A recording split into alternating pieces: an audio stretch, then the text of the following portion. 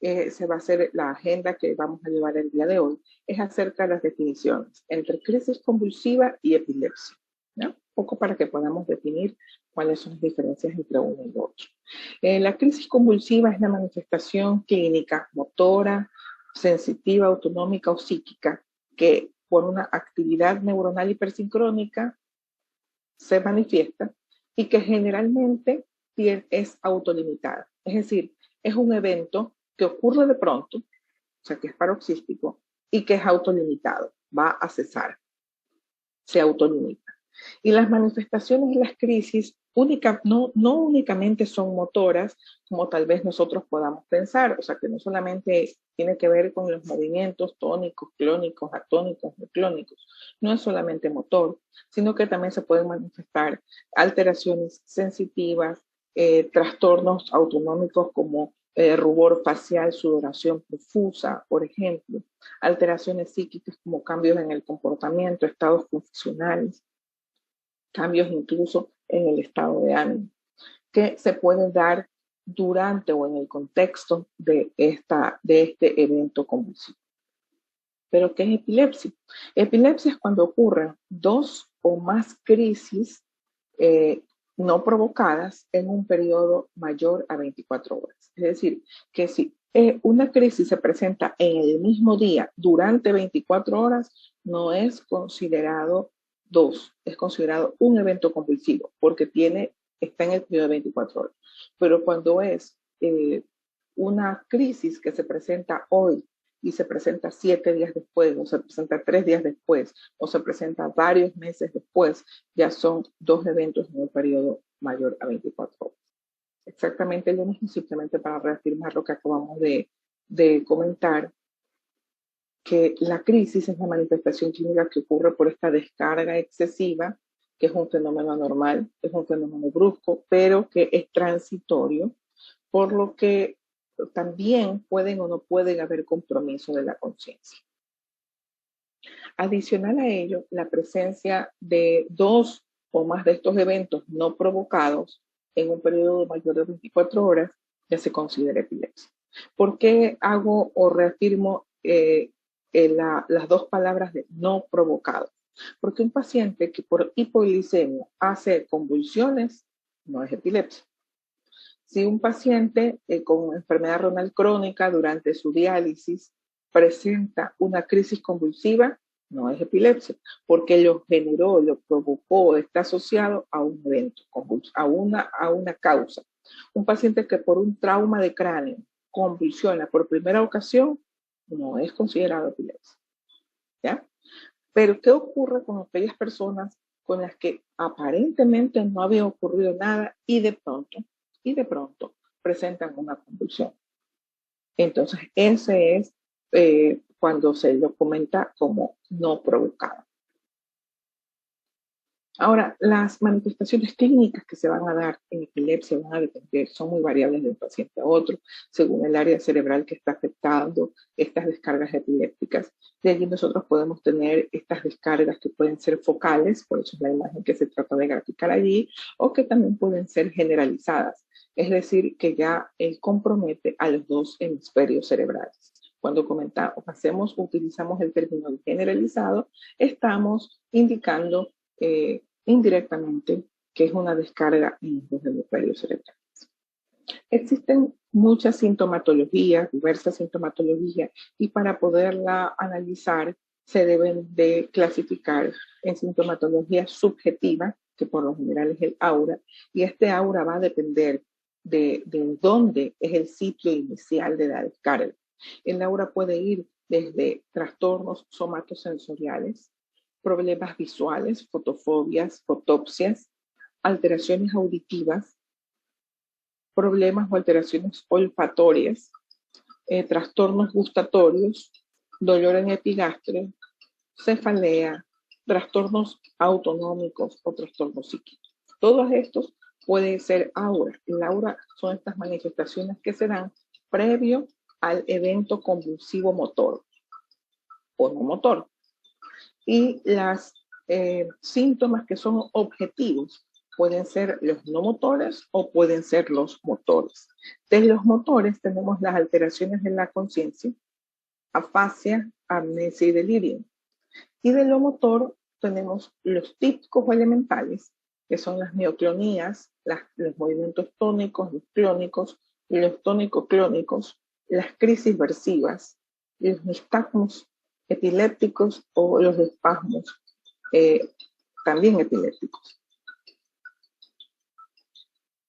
Pueden haber manifestaciones automáticas o automatismos, como automatismos manuales, como si estuviéramos contando los dedos o contando monedas durante una crisis, los movimientos repetitivos de los pies, como un pedaleo, o alguna otra manifestación. También puede haber actividad hipermotora, como allí se indica, sobre todo cuando existe epilepsia del lóbulo frontal. Y también hay manifestaciones negativas motoras, como las atónicas, los movimientos astáticos, los hipocinéticos y los akinéticos, es decir, movimientos lentos en general.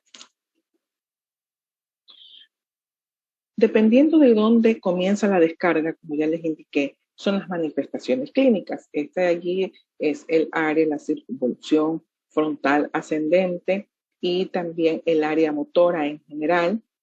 Y obviamente, pues si está estimulada o ahí se presentan las descargas, las alteraciones van a ser motoras. Pero junto a esta área motora está el área sensitiva.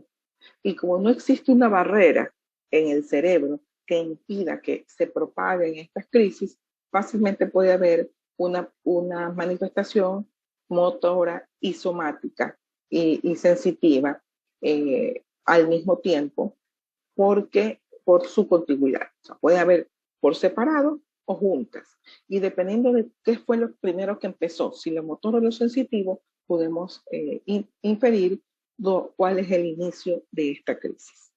También pueden haber manifestaciones como trastornos en la memoria, como ocurre cuando hay estimulación del lóbulo temporal. Alteraciones visuales, sobre todo el campo visual, como allí se ve cuando hay estímulos o descargas a nivel de occipital. Recuerden que en la cisura calcarina concluye la vía visual. Esa es el área de Broca, o el área motora del lenguaje, y esa sería el área de Wernicke, o el área de comprensión del lenguaje. Entonces también, dependiendo de dónde inicia y hacia dónde se propaga la crisis, podemos nosotros ver algunos tipos de manifestaciones. En cuanto a la epidemiología de la epilepsia, tenemos que esta es una enfermedad que no es transmisible, es crónica, es decir, si alguien tiene con epilepsia, no va a generar contagios a una siguiente persona con epilepsia.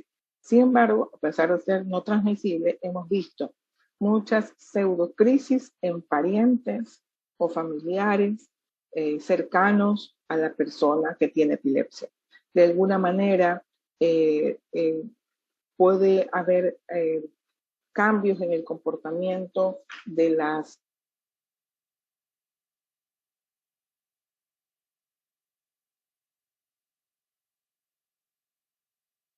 familiares de personas con epilepsia, pero esto no indica necesariamente que sea una transmisión.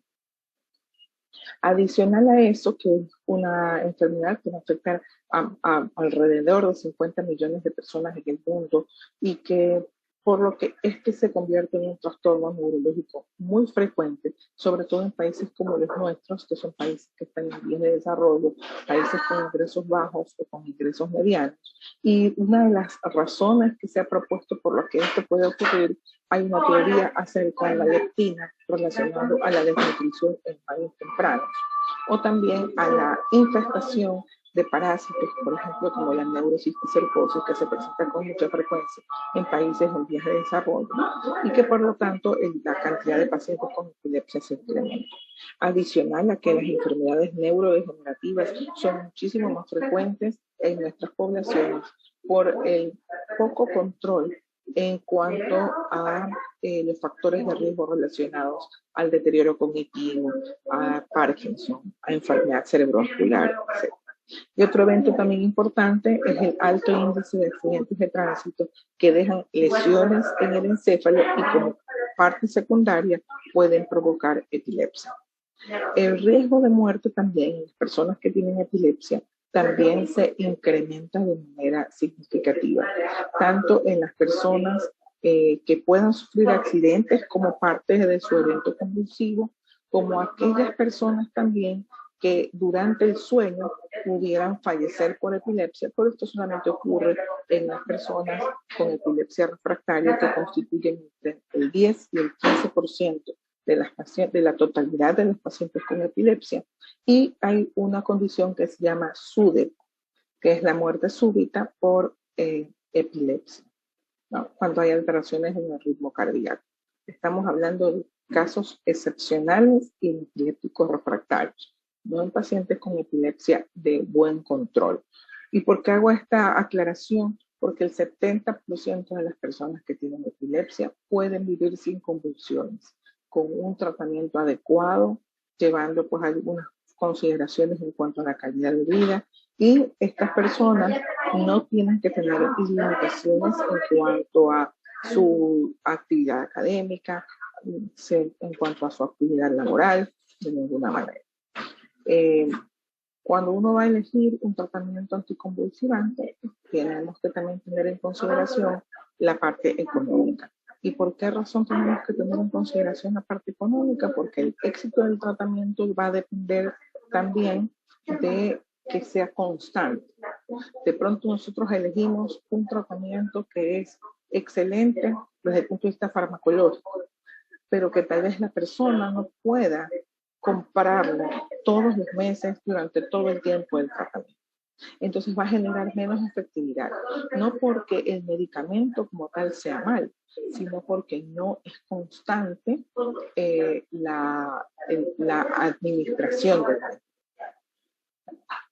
Esta condición afecta a ambos sexos, todas las edades, con una distribución mundial, con una incidencia y una prevalencia que son en algunas series de pacientes ligeramente más incrementadas en comparación a las mujeres.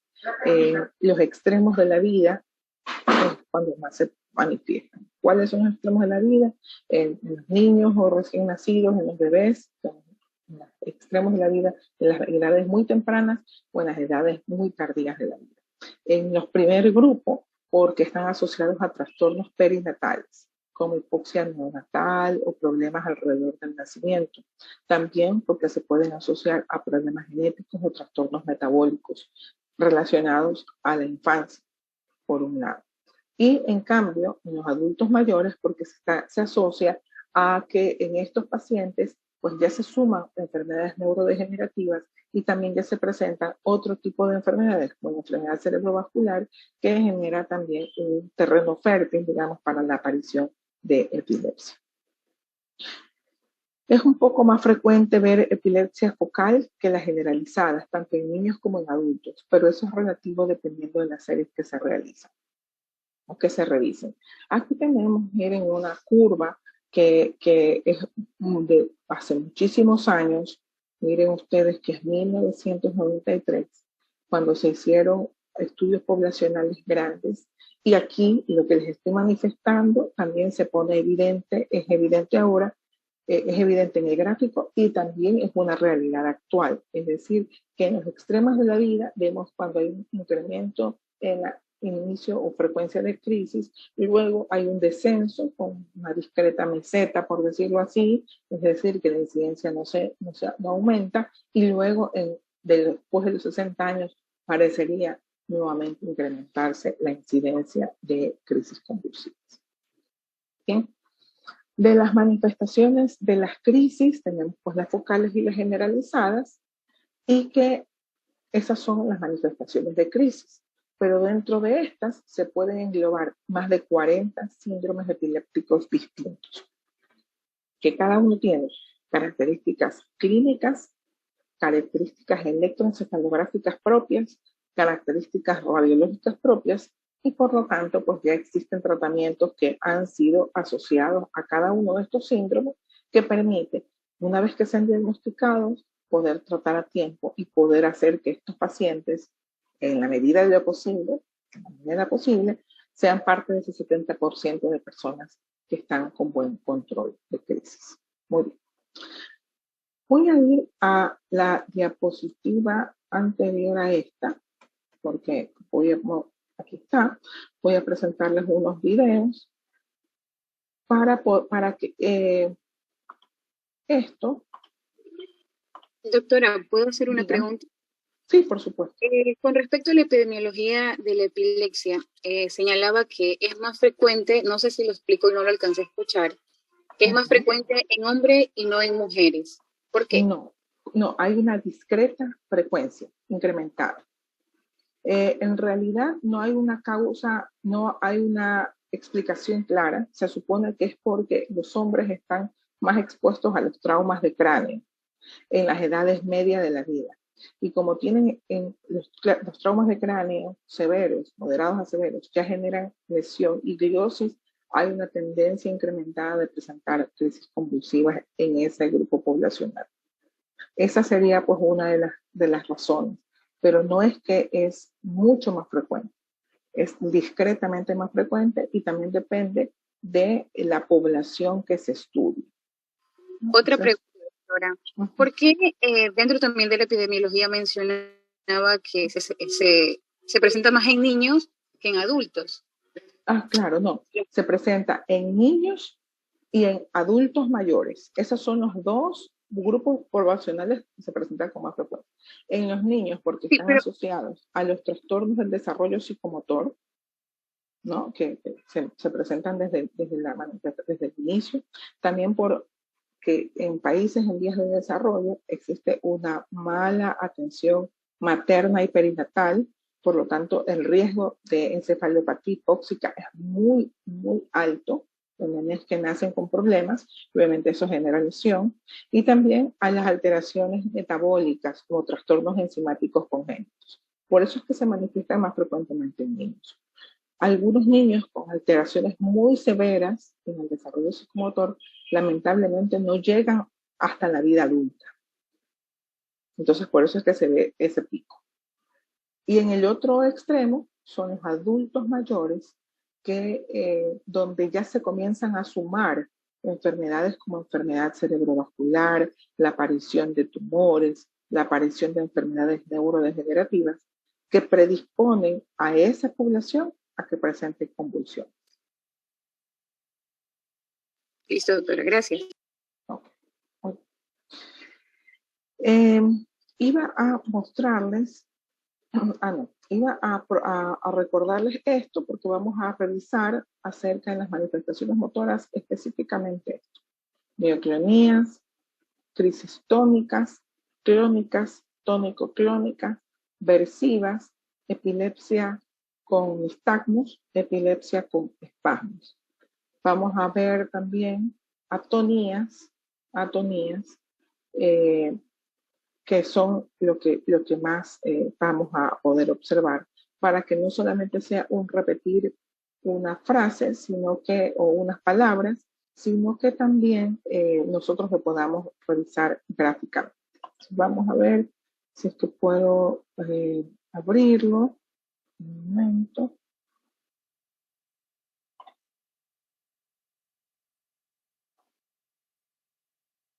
Un momentito, ya les proyecto.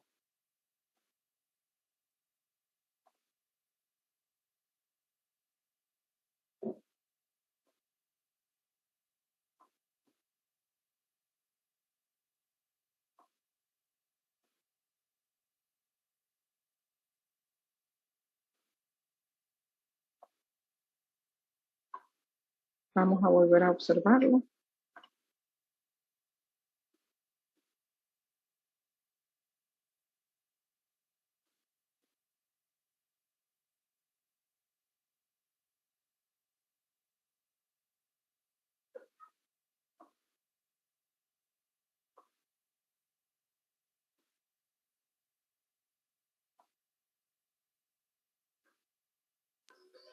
Doctora, no se escucha. ¿No se escucha? No, o sea, yo no sé si porque tengo problemas en mi audio, pero no se escucha. ¿No se escucha unos sonidos de fondo? Hay No, absolutamente doctora. silencio. Ahora no se escucha. Solamente se ve la imagen. Ni siquiera se escucha como ruido ambiental de ese video. Nada, doctora. Ya, entonces déjenme ver cómo lo solucionamos. Doctora, tiene que dejar de compartir y poner la opción de que se escuche el audio. Ya, vamos a ver. Ya dejé de compartir.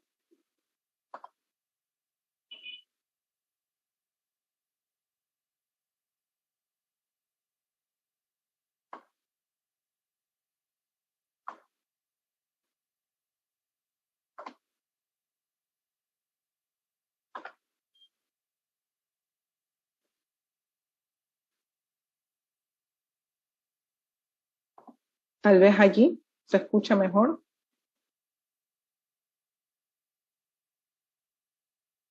Por favor, ¿me pueden indicar?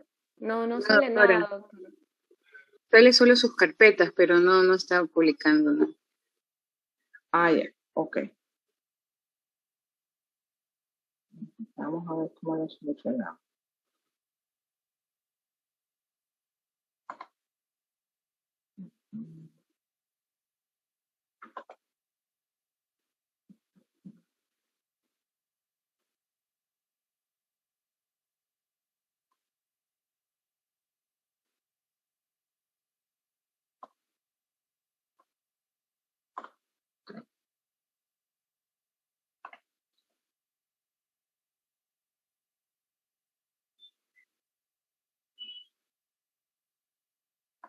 Allí tal vez pudieron escuchar algo.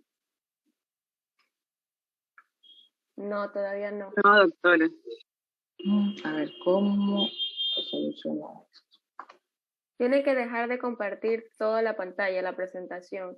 Y ahí al momento de querer compartir otra vez, le sale ahí la pantalla de opciones y ahí abajo le sale compartir de video, el sonido de video, y ahí puede compartir.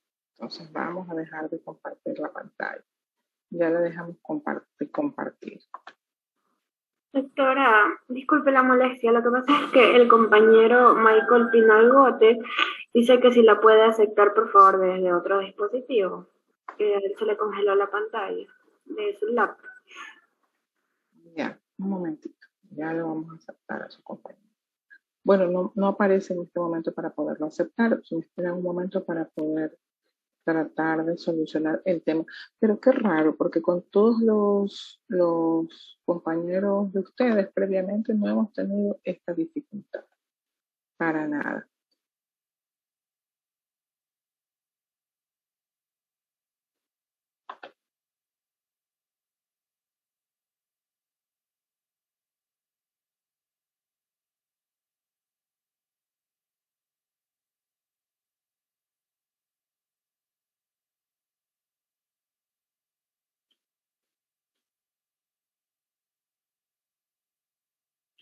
Bueno, nos vamos a conformar con ver el audio. Lamento que no pueda observar, que no vayan a poder observar el audio, no pueden escucharlo. Voy a subir todo lo que pueda. Pero pues no lo puedo solucionar.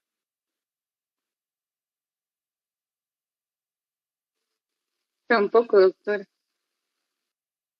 Sí, no, lamentablemente no he podido solucionarlo, así que nos vamos a conformar con observar, por favor, las imágenes y vamos a tratar de lo que estamos observando, poder hacer la descripción con la intención de que puedan ver algunas manifestaciones diferentes de crisis convulsivas. Me da mucha pena que ustedes no puedan escuchar los audios. Lamentablemente no he hecho nada diferente a lo que he hecho con otros grupos, pero no ha sido posible solucionarlo. Quiero saber si el video se ve amplio en su pantalla o se lo ve pequeño para asegurarme por lo menos de que la parte del video lo puedan ver de una manera adecuada. Si lo pueden ver amplio el video. Si lo pueden ver amplio el video. Bien, No se aprecia, doctora. ¿Perdón? ¿Qué me decía, señorita? Me parece. No se aprecia, doctora. O sea, yo desde mi computadora veo muy pequeña la área. Ah, ya, ok. ¿Allí? ¿Allí se aprecia? Sí, doctora. Allí sí, doctora. Sí. Ya, perfecto. Ok, entonces, observen por favor lo que ocurre con este nene.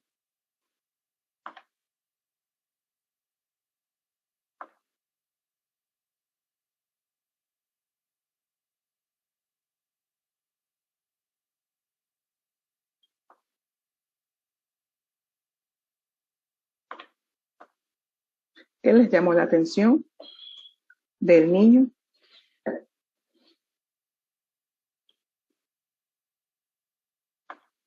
Observen nuevamente.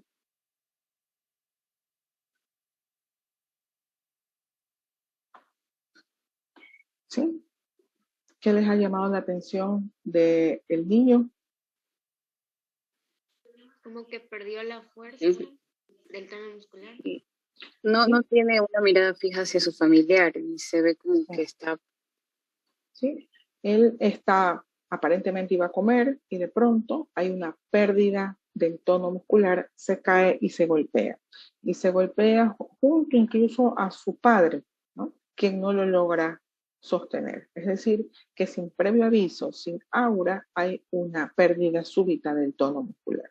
Eso que ustedes acaban de ver es una crisis atónica. ¿Ya? En esa crisis atónica se pierde el tono muscular de una manera brusca, sin previo aviso, sin aura, y es parte de las manifestaciones de crisis generalizadas. Entonces, eso que acabamos de ver es una crisis generalizada. Vamos a ver ahora una ausencia. Déjenme ver la ausencia. Me avisan si aparece en su pantalla.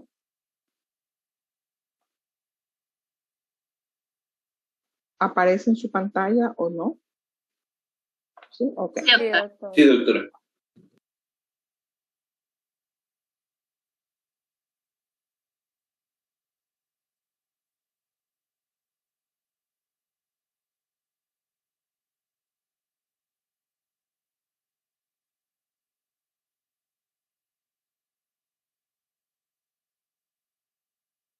¿Sí?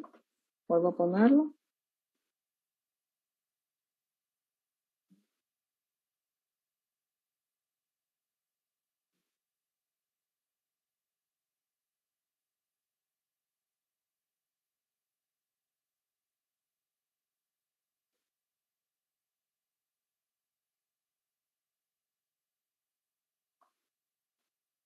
Bueno, en este video nosotros podemos observar que está una persona que está comiendo, de pronto es como si se pusiera en pausa, deja de realizar actividad, da la impresión que tiene una mirada fija o perdida en alguna parte de la grabación y luego de unos segundos continúa comiendo sin que se le haya caído la comida, sin que haya hecho ninguna otra actividad.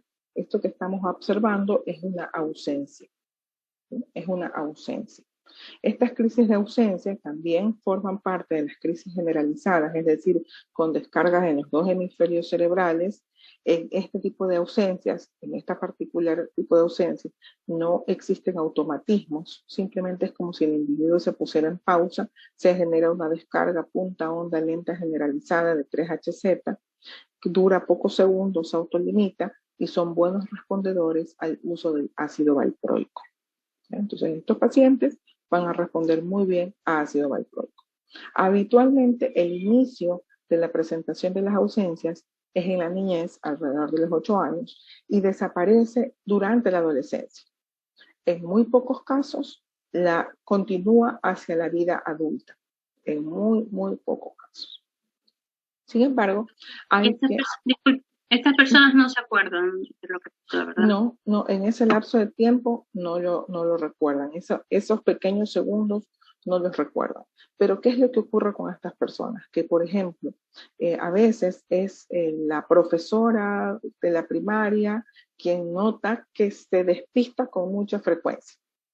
Y son niños que a veces pueden tener incluso dificultades en el aprendizaje, porque obviamente dentro de todo el contexto no siguen el hilo de las cosas porque tienen pausas, pausas y pausas que no les permiten tener el conocimiento global de lo que está ocurriendo.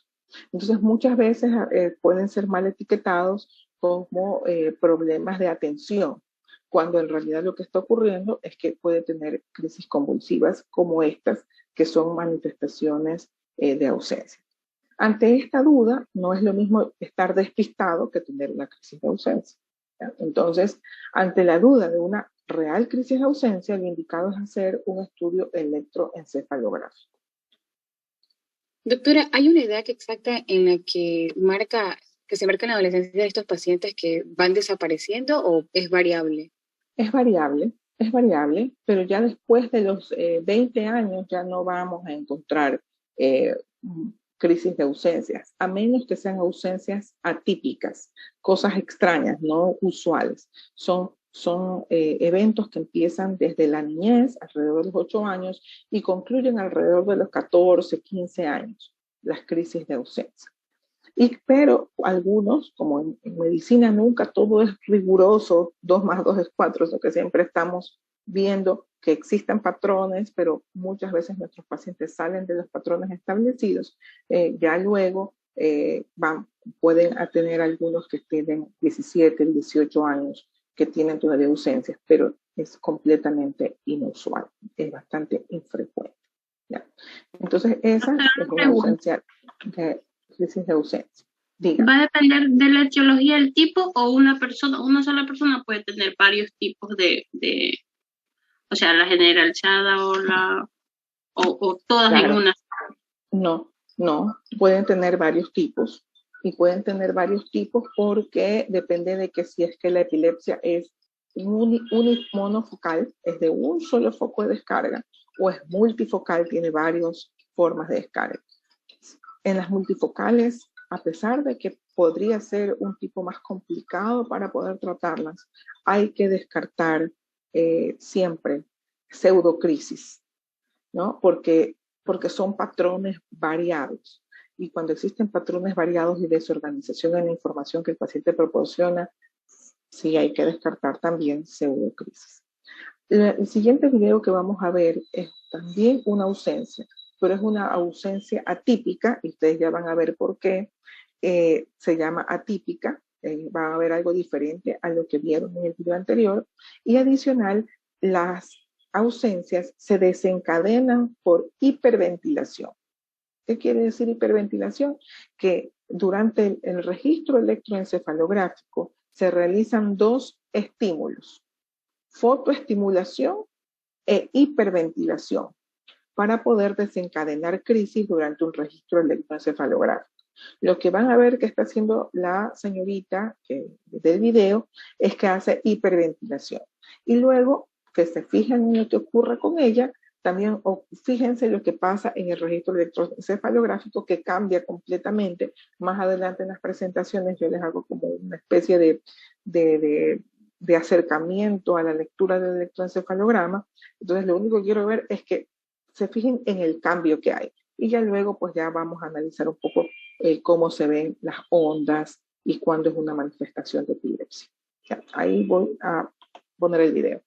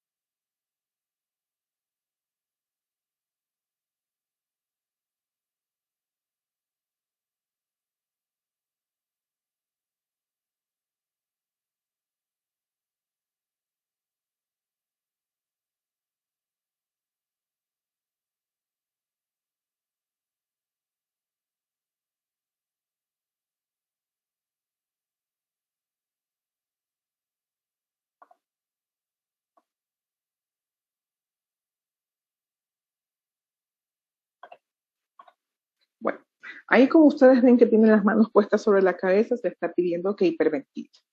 Posterior a que hiperventile, ya baja los brazos y comienza a presentar un parpadeo. Ese parpadeo es un automatismo. Recuerden que a veces así también se podrían presentar. Ella en ese momento, ustedes van a observar en el registro electroencefalográfico cómo cambia ese registro electroencefalográfico por unas descargas generalizadas. ¿Ya? Y luego, pues da la impresión de que ella como que se pone molesta al final de la grabación. Déjenme yo pasarla. Ahí está hiperventilando. Ahí creo que pude parar. Observen el cambio en el registro electroencefalográfico. Tiene unas ondas y que luego cambia, como que se ponen más amplias. Miren. Y eso justo coincide con el parpadeo que está ocurriendo en la paciente. Ese parpadeo, miren qué grandes estas ondas, ¿no? Muy amplias. Cada rayita vertical, si ven estas rayitas verticales, es un segundo en el tiempo. Y todo lo que está aquí dentro se llaman ciclos por segundo. Entonces aquí tendríamos 1, 2 y 3 ciclos por segundo. ¿No? Como para ir adelantando al tema de la electroencefalografía.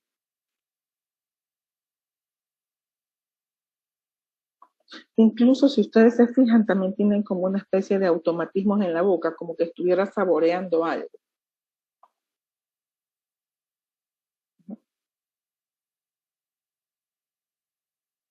Y luego ya recupera la conciencia y hace así como que no pudo hacer algo, le entregan algo y sostiene como una especie de pluma. Bueno, eso es un timbre que se les da a los pacientes indicando de que cuando sientan aura o crean que van a tener una crisis, puedan aplastar, ¿verdad? Pero nuevamente ocurre lo mismo que con el nene que se cayó, que se golpeó. Ella no supo en qué momento se iban a presentar las crisis.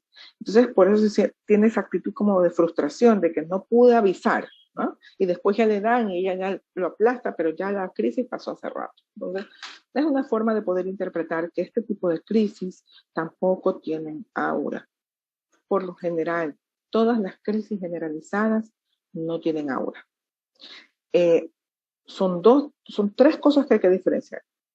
Crisis parciales que tienen aura. Crisis generalizadas que por lo general no tienen aura.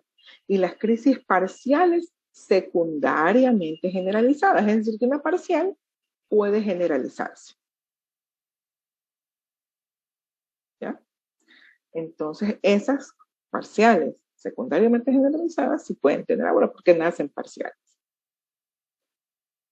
Vamos a otro. Doctora, ¿y después de que le da la crisis, ellos recuerdan que tuvieron la crisis? No. No, por lo general no cuando son generalizadas. Ya mismo vamos a ver una parcial que es solamente el brazo, que es una postura tónica, el paciente completamente consciente. Esas son las que se llaman crisis parciales simples, sin compromiso de la conciencia.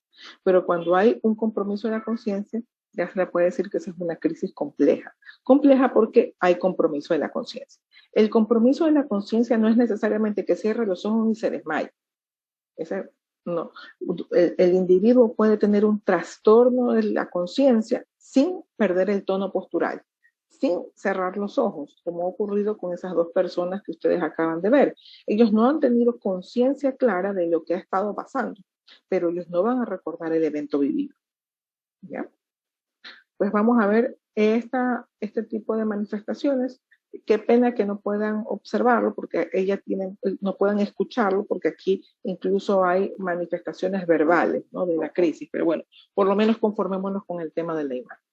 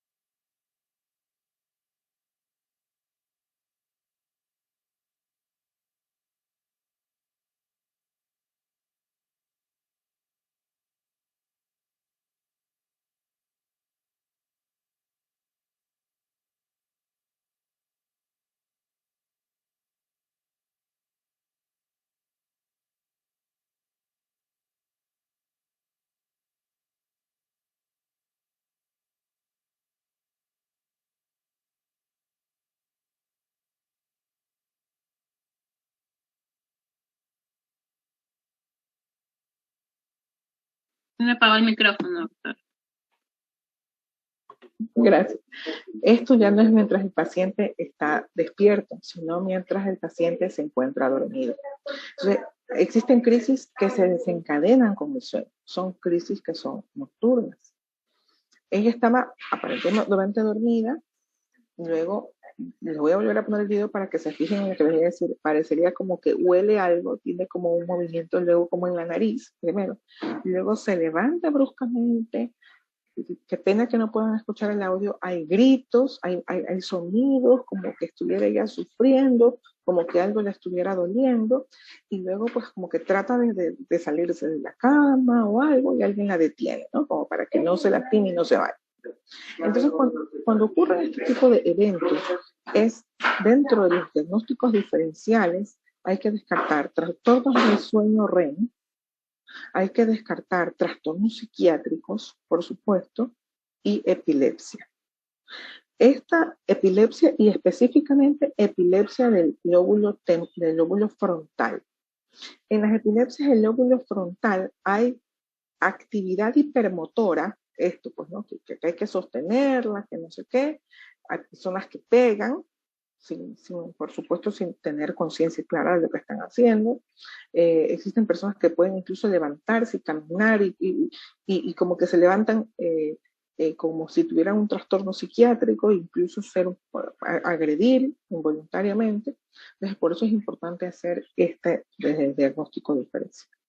También dependiendo de la idiosincrasia, de la población y demás, también pueden ser confundidos con manifestaciones paranormales de alguna entidad o alguna situación. Entonces, nosotros no estamos en la posición de generar cuestionamientos, ni de descartar, ni de afirmar, porque no es nuestra función. Pero sí es nuestra función que ante eventos similares a los que ustedes están evidenciando, descartar epilepsia. ¿Sí? Hacer un electroencefalograma, un video electroencefalograma de 24 o 48 horas, donde se realice una filmación de lo que pasa, un registro electroencefalográfico y se puede hacer un análisis más profundo del evento que se está suscitando. Entonces yo les voy a volver a poner el video para que ustedes se fijen en la nariz. Mientras ustedes traten de fijarse qué es lo que pasa en la nariz y ya les voy a comentar por qué les estoy indicando.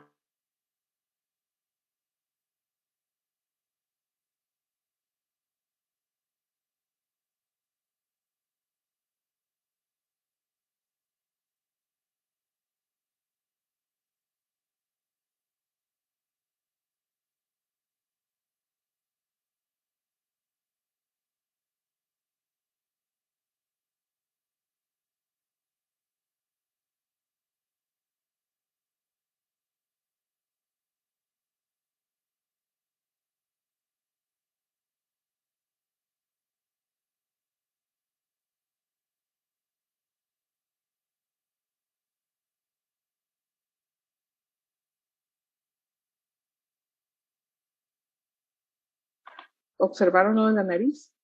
¿Sí? Como que arruga un poquito la nariz previo a. ¿Por qué trato de hacer esa acotación o aclaración? Porque recuerden que cuando vimos imágenes veíamos dónde estaba el surco recto en la parte basal del frontal. Entonces en el frontal va el surco recto con la cintilla y el bulbo olfatorio. Y justamente este tipo de crisis son crisis frontales. Aunque ustedes no escuchen el audio, realmente es en los que hay mucho sonido incomprensible, o a veces hay palabras y hay gritos y hay sonidos como si le estuviera doliendo algo. No es tal manifestación, sino porque las crisis frontales tienen mucha actividad hipermotora y sonidos, muchos sonidos. Y hay otra cosa que tienen que fijarse, que es autolimitado. Empieza, se manifiesta y concluye. Es decir, cumple con el criterio de crisis, que se autolimita. No le hicieron nada, no le pusieron ninguna sustancia, nada. Se autolimitó. Entonces, son situaciones que de todas maneras tenemos que tener en consideración. Vamos al siguiente video.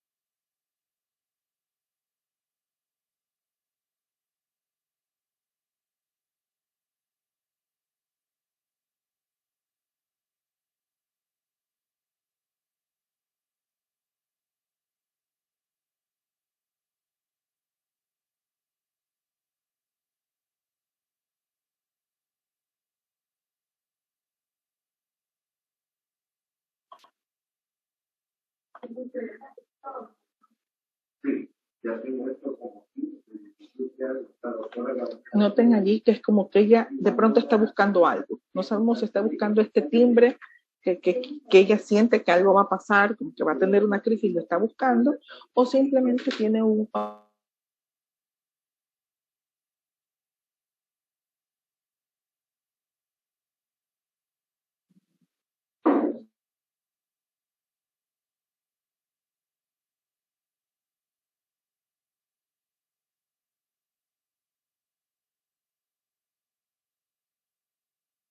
automatismo en el que ella tiene movimientos como sin sentido, ¿no? Como que algo estuviera buscando. Así es como se inicia esa crisis. Observen. Como que busca algo y no encuentra, como que está inquieto. Allí se les puedo describir, porque lamentablemente qué pena que no lo puedan escuchar. Ella comienza a hacer sonidos en la garganta, ¿no? Como si estuviera con un poco de garraspera. Así. Y después empieza a gritar un poco. Fíjense en la posición de la mano. A ver, cuando están haciendo movimientos automáticos, eso es más manifestación del lóbulo temporal. Luego tenemos esta posición de la mano. Recuerden que la actividad motora es frontal. Entonces, es como que existe una propagación desde el temporal hacia el frontal.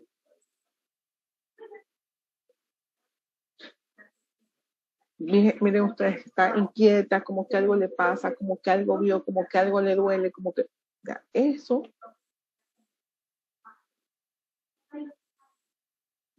Y luego observen los movimientos clónicos de la pierna, unos movimientos repetitivos como de pedaleo. Fíjense, por favor.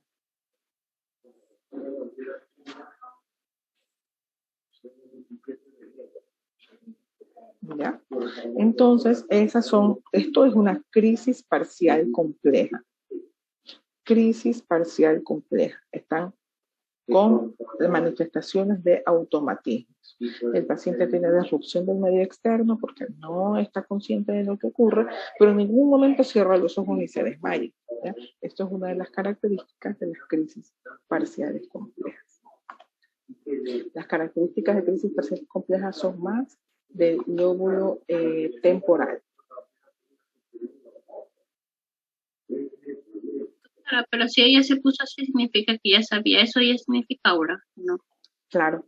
O sea, cuando ella da la impresión, es que a lo mejor la paciente, no lo sabemos, ¿no? Pero a lo mejor la paciente sintió que iba a venir una crisis. Entonces necesitaba avisar y por eso comienza como a buscar estos yo les digo que tienen que aplastar cuando va a empezar una crisis. Es una forma de indicar tengo un aura. Entonces, pero no lo encontró. Y fue una cuestión de segundos desde que tal vez tuvo el anuncio de una crisis hasta que ya se presentó la crisis. Vamos a la siguiente.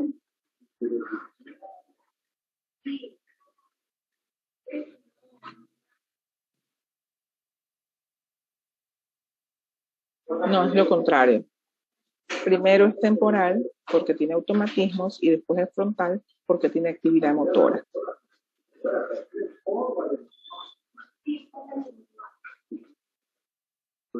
La actividad motora que ustedes observaron que se manifestó con una posición del brazo, ¿sí? que lo hizo hacia arriba, ¿sí? Puso esta posición en el brazo, eso se llama persistencia motora.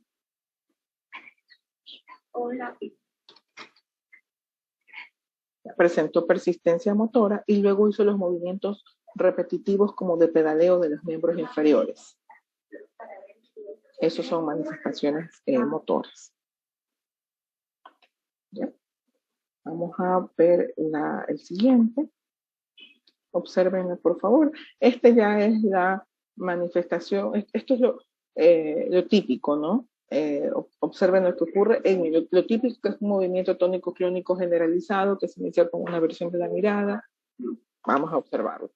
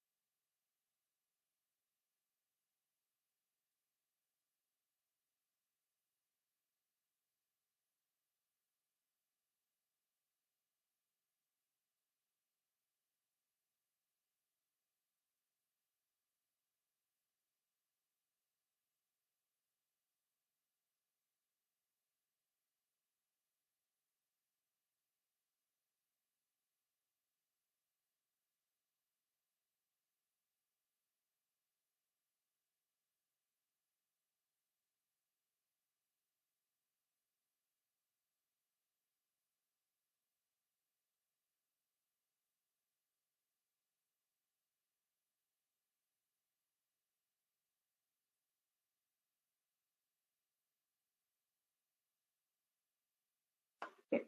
Eso pues ya es una crisis convulsiva tónico-clónico generalizada. Noten que comienza con una disrupción del medio externo, una mirada fija, luego hay una versión de la mirada hacia atrás y hacia la derecha, y luego ya hay la presentación de una postura tónica del miembro superior, y luego pues ya los movimientos repetitivos, que son las clonías, y luego la mezcla de los dos tónicos-clónicos generalizados. Y al final cesan, que es el estado de atonía. Para que una crisis convulsiva como esta tiene que cumplir la semiología de las crisis. ¿Cuál es la semiología de las crisis? Puede o no puede haber aura, la fase tónica, la fase clónica, tónico-clónica y atónicos. En la fase tónica, es decir, el aumento del tono, la persona puede iniciar su crisis con un grito, por una contracción de los músculos de la nariz, grito o algún sonido especial, por la contracción de los músculos de la nariz. Pues bueno, y luego ya aumenta pues el tono muscular en alguna extremidad, y luego de esto pues los movimientos repetitivos que son las clonías, y al final la atonía. Cuando ya cesa la crisis se pierde el tono muscular. Cuando se pierde este tono muscular, también se pierde el tono muscular en los esfínteres. Por eso es que muchas veces puede haber relajación de esfínteres posterior o al cesar la crisis convulsiva, ¿no? Por esta fase atónica que ocurre. Y después ocurre un periodo post-ictal o post-crisis, donde el individuo no es que recupere inmediatamente la conciencia, sino que pasan unos segundos, minutos y en ocasiones horas hasta que la persona realmente tenga una conciencia de qué es lo que le ha ocurrido. ¿Ya? Eso es cumplir con la semiología de la crisis. También hay otra cosa que vale la pena comentar.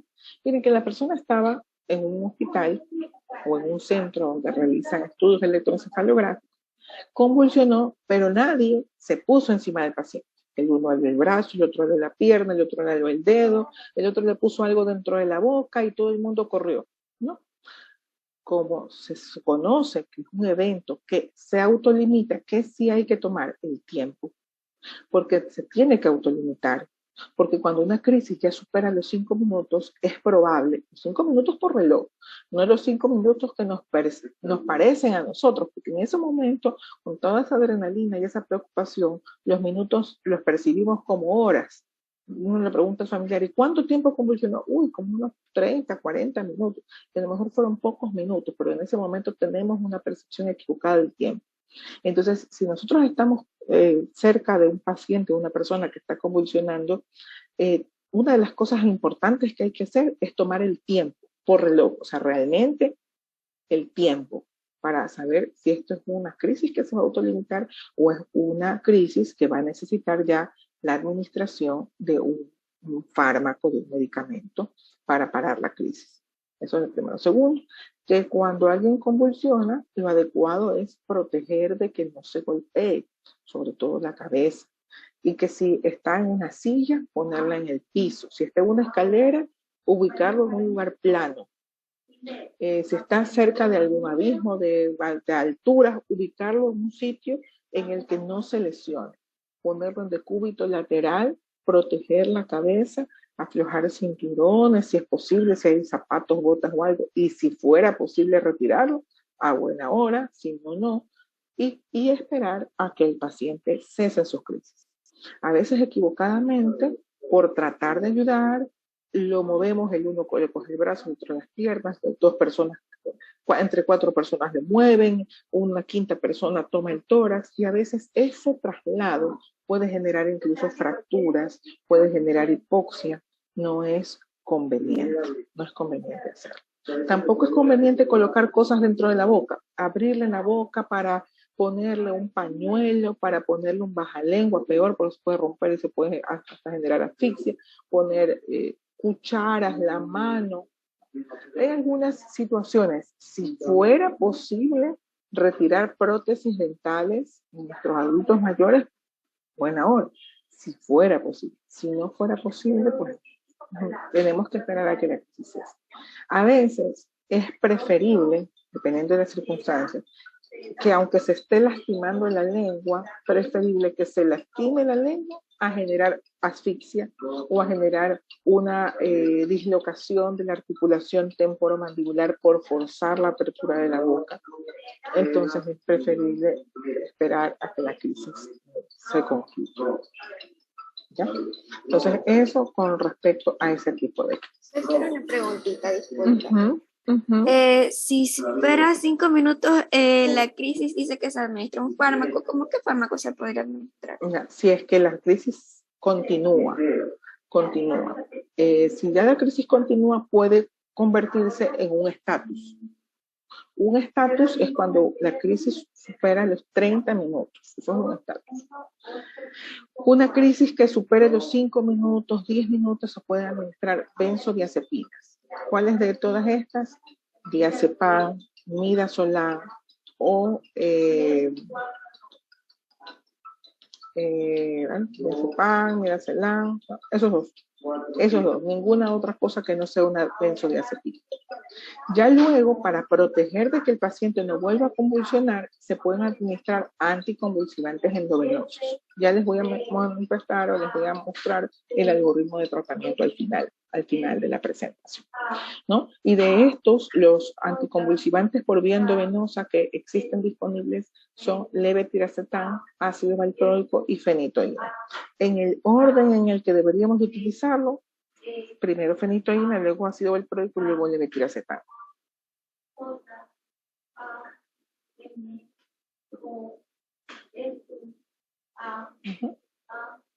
Gracias. Vamos a ver ahora este video de aquí. Observen a esta persona que se encuentra leyendo en su habitación antes del registro y hasta sonríe. Observen si esa sonrisa es una sonrisa de verdad o no lo es.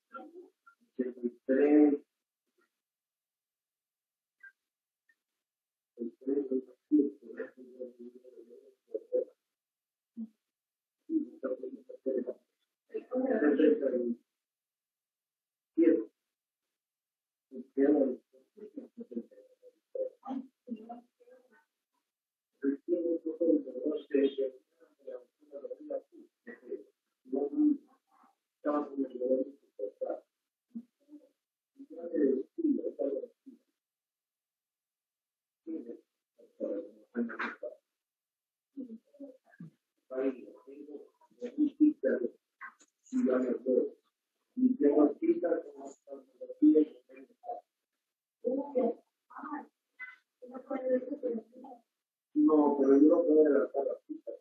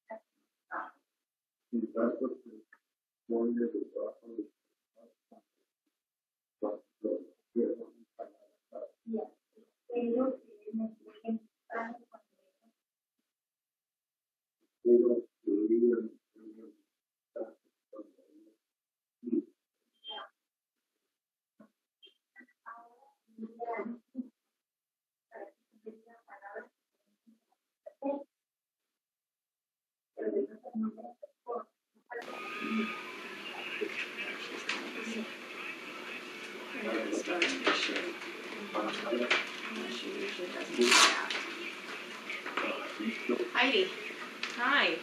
Thank you.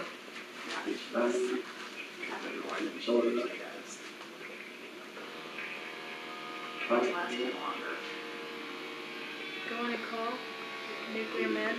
Okay.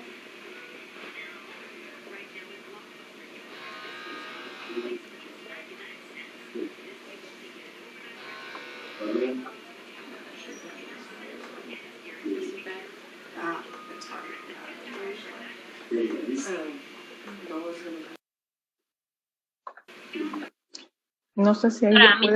mitad del video ya se puede escuchar, doctor. Bueno, a buena hora. Entonces, algo hice que ya se puede escuchar a buena hora.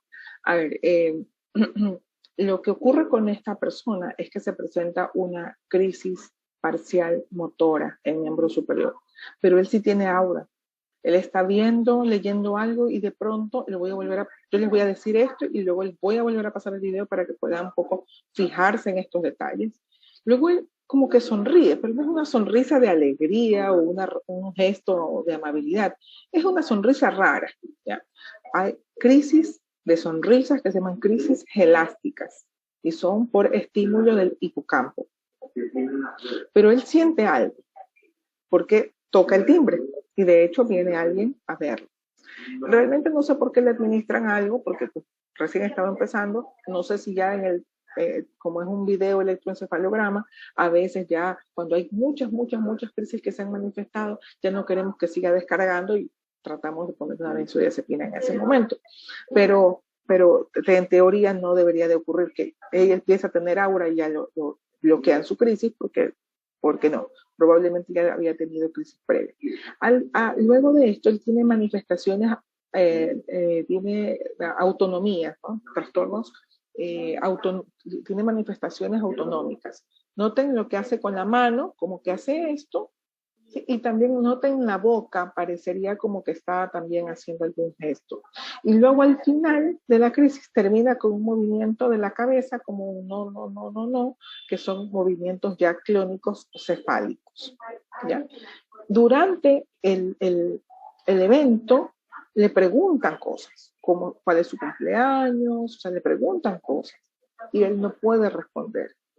¿Ya? Pero a veces te parecería que hay algunas conexiones con el medio externo. A veces, por ejemplo, le preguntan algo y él sonríe, pero como que está respondiendo al gesto, ¿no? Entonces, como que parecería que él tiene como episodios de enlace con el medio externo. Incluso cuando le van a tomar la presión, como que se ayuda un poco a que le tomen la presión. Voy a volver a poner el video para que puedan ustedes observarlo.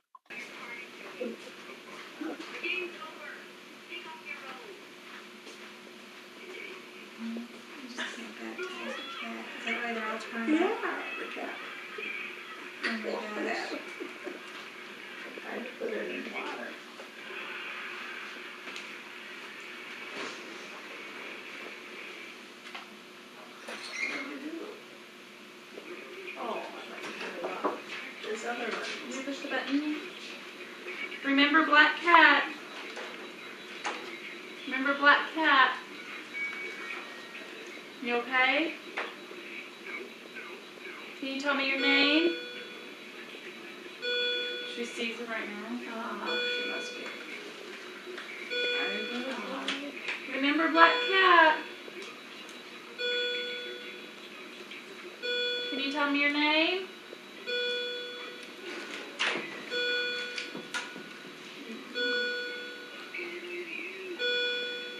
Remember Black Cat, what's your name? Can you tell me where we are?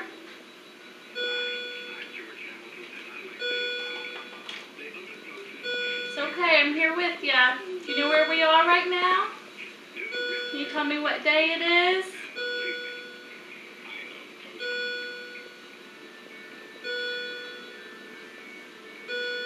I'm right here. Do you know where we are right now? When's your birthday?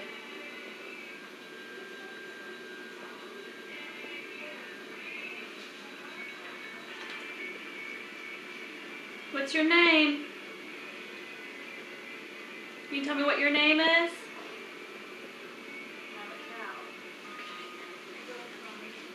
Alright, I'm right here with you.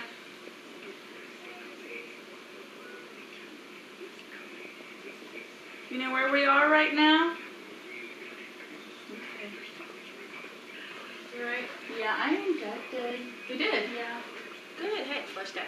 Oh, good. How you doing? She's still not quite out of it. Okay, good. Let's get some vitals.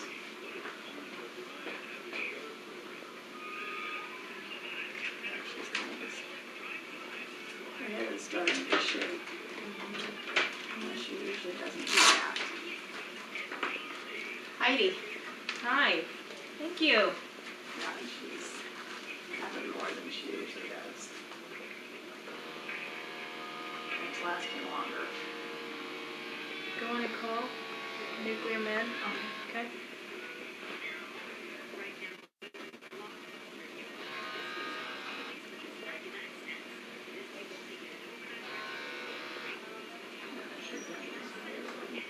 Is he back?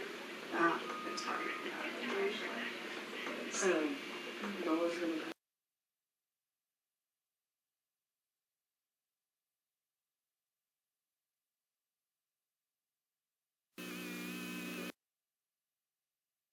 Bien. Y a continuación vamos a ver las dos anteriores que hemos visto son crisis parciales. La una que nace en el frontal, esta última parecería nacer en el temporal también, ¿sí? Es una crisis parcial compleja que luego se generaliza o se migra hacia el lóbulo frontal, ¿no? Luego también hay estas manifestaciones en la cabeza, de clonías, y esas son las crisis parciales, con generalización secundaria. Esta que vamos a ver son espasmos infantiles. Por favor, observen lo que ocurre con este bebé y el trastorno, los cambios en el electroencefalograma que ustedes pueden ver que están asociados a cada espasmo.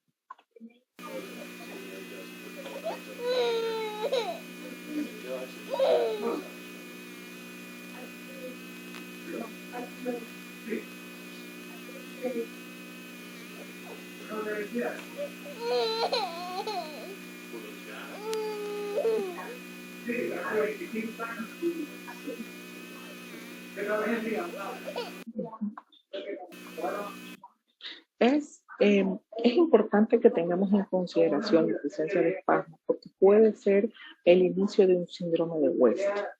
También podemos confundirlos como que el niño está asustado, sobre todo las abuelitas o los padres jóvenes que tal vez no logren interpretar que este tipo de movimientos pudieran estar representando una crisis generalizada. Cuando existen espasmos en niños, y sobre todo si están dentro del síndrome de West, son niños que van a tener un trastorno del desarrollo psicomotor con retraso mental severo. Y son crisis de muy difícil control. Habitualmente se utiliza clobazam como parte del tratamiento. Puede utilizarse incluso ACTH como parte del tratamiento, pero habitualmente pueden ir, sobre todo cuando es un síndrome de West, a realizarse callosotomía, que es un procedimiento quirúrgico para disminuir la propagación de las crisis y evitar más daño cerebral por este evento. Siempre es importante cuando hay alguien que les manifieste que el niño está asustado, pero muy asustado y que parece estar asustado todo el tiempo, pues hay que descartar la presencia de epilepsia. Existen también espasmos del sollozo, que son completamente normales. Son estos bebés, para quienes son padres o para quienes tienen sobrinitos, ya pacientes están atendiendo, que cuando lloran tanto, se ponen moraditos, se quedan sin respirar y luego hacen una manifestación como que mueven los bracitos y las piernas. Esos son espasmos del sollozo y son manifestaciones normales, no son crisis convulsivas, no son epilepsia. Por eso es importante, ante los movimientos anormales de los neonatos, siempre descartar la posibilidad de convulsiones. La siguiente.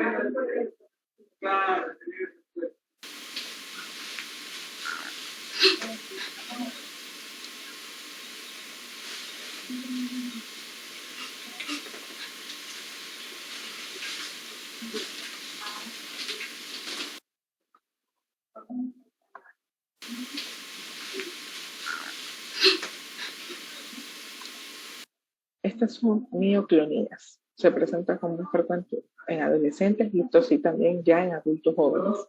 Son mioclonías. Todos en algún momento hemos presentado o tenido mioclonías durante el sueño. Cuando estamos quedándonos dormidos, sentimos que tal vez como que pateamos o como que alguien nos está alando la pierna. Esa es una mioclonía del sueño y es una manifestación fisiológica incluso durante el sueño. Pero esto que estamos viendo es parte de la epilepsia mioclónica juvenil, ¿no? Son espasmos que se presentan que corresponden a descargas generalizadas. El tratamiento es con lamotrigina. También se puede utilizar ácido valproico por ser un buen fármaco en crisis generalizada. Vamos a continuar para poder ver el video del final.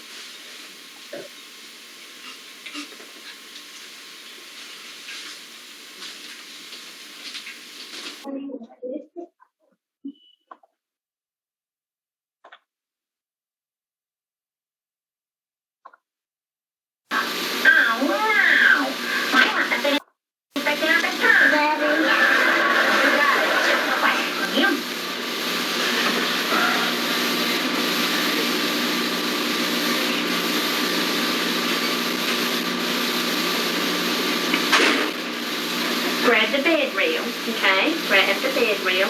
Remember 6 yellow trains. 6 yellow trains. Okay. Remember this. And remember this, okay? I do.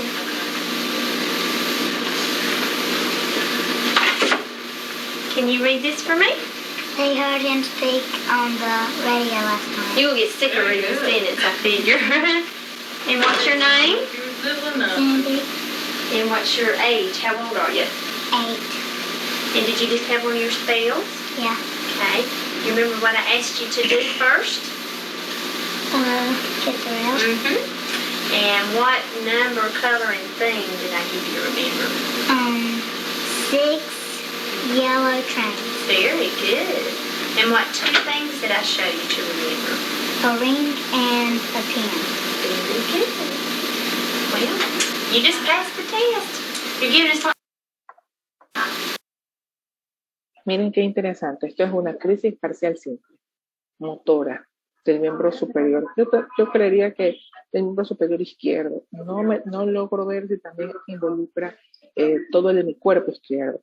Pero ella está completamente consciente, dialoga de una manera fluida, responde apropiadamente a todas las preguntas, dice su nombre, cuántos años tiene, para que le piden que describa algunas cosas. Entonces, esta es una crisis parcial simple motora, no hay compromiso de la conciencia, pero se manifiesta por la parte tónica del miembro superior izquierdo, y adicional a eso se ve el trastorno electroencefalográfico que se puede correlacionar a la manifestación clínica. Entonces, esta es una crisis sin compromiso de la conciencia. Vamos ahora a ver una crisis tónica y luego... You're lucky! Oh, it was a 4. That's right. You are one lucky duck. Okay, that's one of his steps.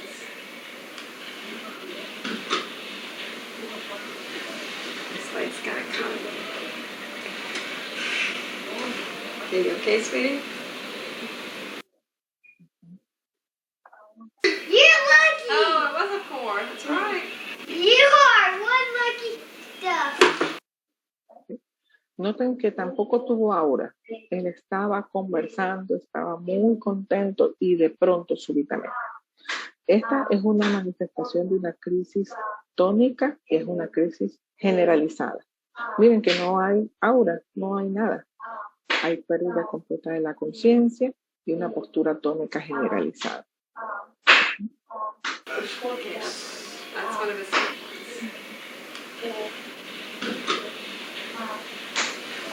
This light's gotta come. Okay, you okay, sweetie?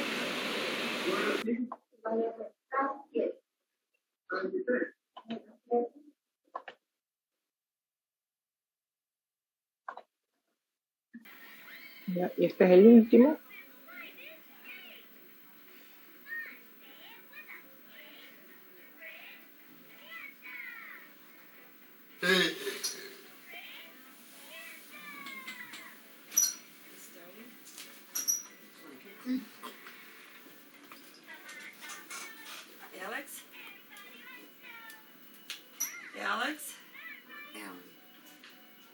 Ellen?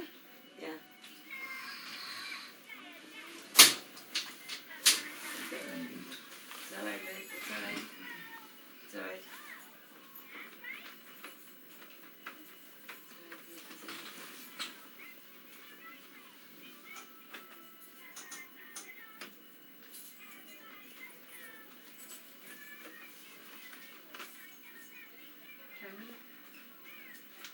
Yeah, about 2 minutes. I just turned Just when, yeah. no, just when Like you 2 turned minutes. around, that's when it was like, I was walking by and she's standing there. that was kind of lucky.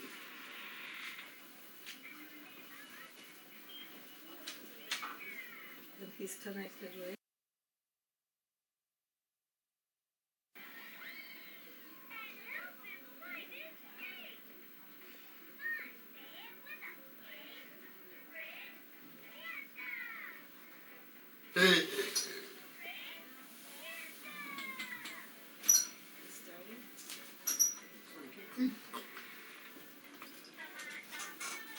Alex? Alex? Ellen? Yeah. It's all right, babe. It's all right. It's all right.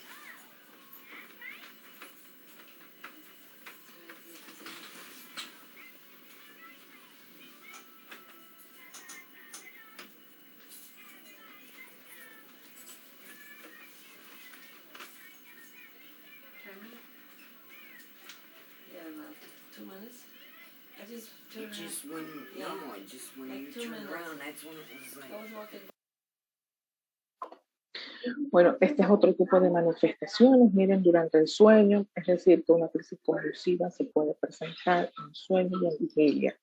Hay algunas en las que incluso hacemos privación de sueño, es decir, que el paciente no duerma durante la noche para el siguiente día, cuando se le realiza el registro electroencefalográfico, tenga un sueño profundo. El sueño profundo permite en algunas ocasiones que se manifiesten algunas crisis, ¿no? Algunas crisis. Bueno, entonces hasta aquí nos hemos quedado con los videos. Vamos a volver a compartir, pero ya en lo que corresponde a las diapositivas. Doctora, una pregunta. ¿Cómo no? Dígame. Ahí vi un patrón que se repitió en la atención médica hacia los pacientes que tenían auras de convulsión, que les hacen preguntas como tratando de mantenerlos conscientes. No. Sino para saber si tienes compromiso o no de la conciencia. Porque eso marca que sea parcial o sea generalizado.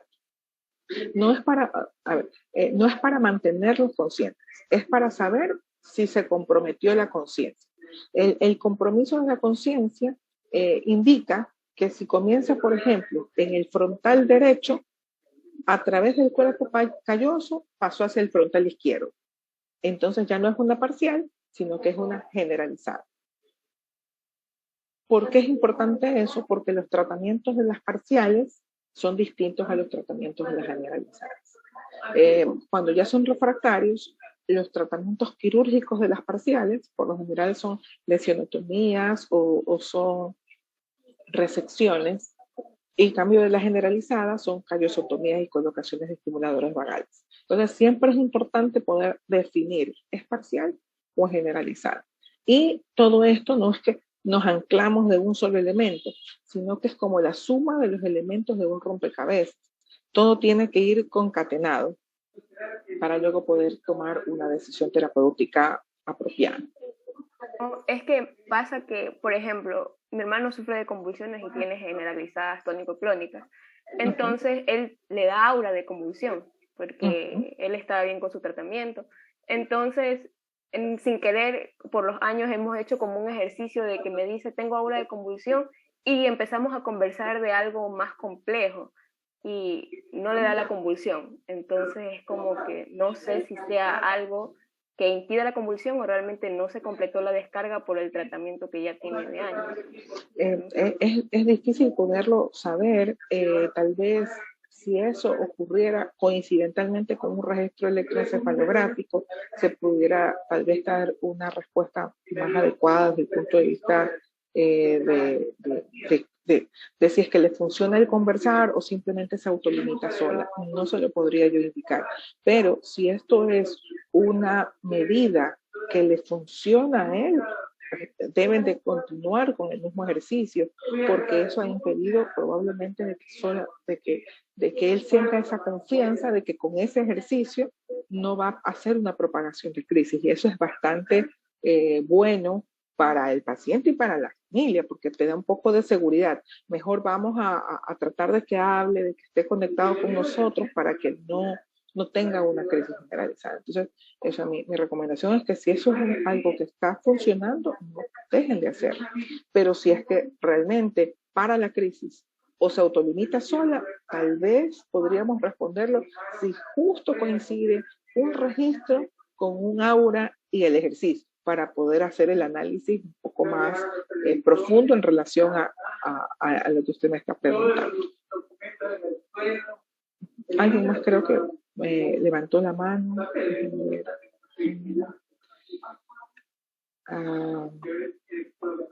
No sé. Doctora, yo tengo una pregunta. Sí, como no diga.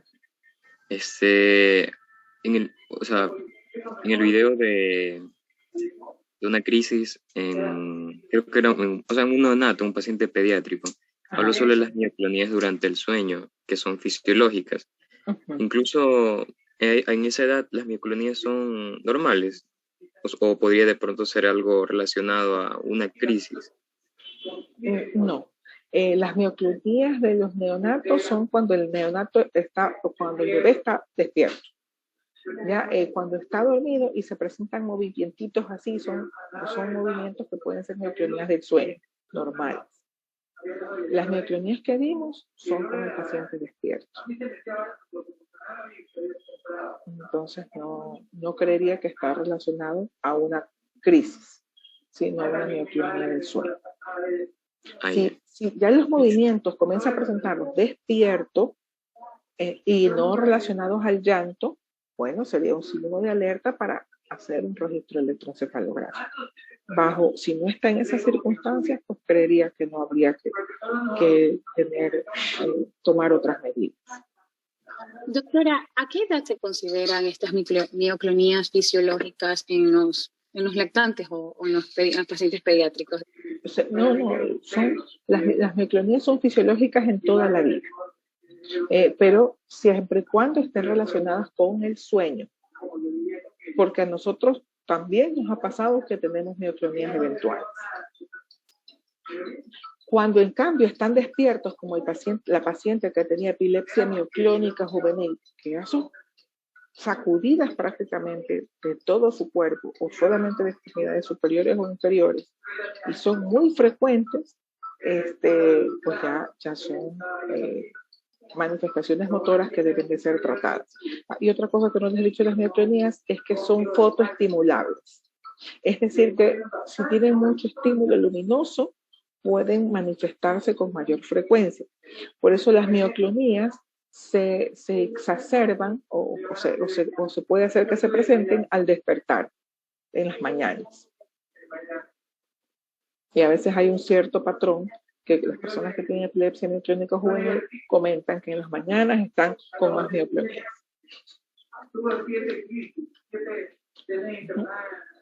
Bueno, pero puede haber mioclonías o algo así por estrés, porque por ejemplo cuando nos parpadea cuando se mueve el párpado y sí, eso genera claro que sí, pero esas son a veces son mioquinias, a veces son espasmos localizados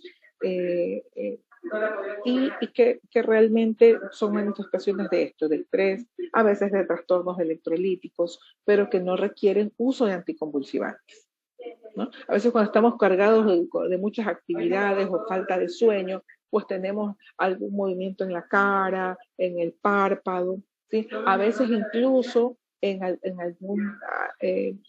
las extremidades, sentimos que tenemos en el brazo o en una pierna, pero no desplazan la articulación, son solamente en el músculo. lo que estamos viendo desplaza articulación, hace que se muevan los brazos o se muevan las piernas. Esas son las que tienen que ser consideradas como una posibilidad de epilepsia. ¿No? Ahorita me está temblando la cara. Pero ese es estrés nada más, ¿verdad? Claro, eso es estrés porque no hay movimiento, visualmente no se le observa, no hay un espasmo facial. ¿Y qué se puede hacer en este caso? O sea, si es por, primero que hay que buscar la posibilidad de la causa, pues no, si la causa es falta de sueño, pues recuperar las horas perdidas de sueño. Si el tema es sobrecarga, yo qué sé, laborales, familiares, no sé qué, ir hacia esa causa antes de tomar una medida farmacológica. No se recomiendan a medidas farmacológicas en todas las situaciones, en todas las síntomas, sino cuando ya comienzan a ser muy persistentes. Entonces, volvamos a esta diapositiva previo a los videos y vemos lo siguiente. Ahora cuando ya las recordemos, va a ser para nosotros más fácil recordar manifestaciones mioclónicas, tónicas, clónicas, tónico-clónicas, versivas, nistagmos, que eso no vimos, espasmos, que eso sí vimos, movimientos de pedal, que fueron los movimientos de la paciente como que estuviera pedaleando, la que tenía la crisis parcial, automatismos manuales, que también vimos, tuvieron algunos pacientes con automatismos manuales, hay automatismos orales o mímicos, que también vimos como que estaban saboreando algo, como que comían algo. Tuvimos también crisis atónicas y también actividades hipermotoras, que eran estas actividades con muchos movimientos y sonidos. Entonces, un poco la intención es ampliar un poco la posibilidad de que no solamente epilepsia es el tónico clónico generalizado, sino que también pueden tener otro tipo de manifestaciones que deben de ser descartados hacia epilepsia. Y creería yo que nos vamos a quedar hasta aquí, vamos a dejar un tiempo vamos a parar un momentito en la clase y vamos a darnos un descanso de unos 10 o 15 minutos para luego continuar en la siguiente parte de lo que es la presentación de epilepsia y hasta antes de las 10 de la mañana concluir la parte del tema.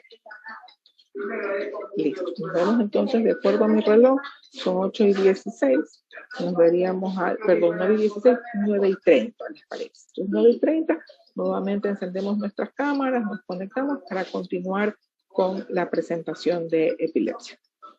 Recording stopped.